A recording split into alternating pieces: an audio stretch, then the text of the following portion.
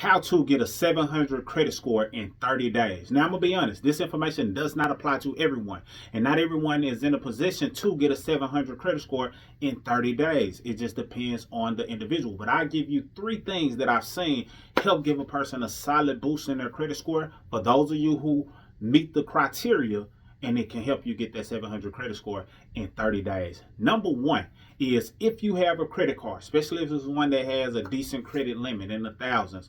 For most people, when they get their credit card balance down and it reports to the bureaus less than 10% or even 0%, that gives them a significant boost up to 165 points per bureau. So if you were in the low 60s and now you get a 100-point boost per bureau based on your situation, then you have a 700 plus score.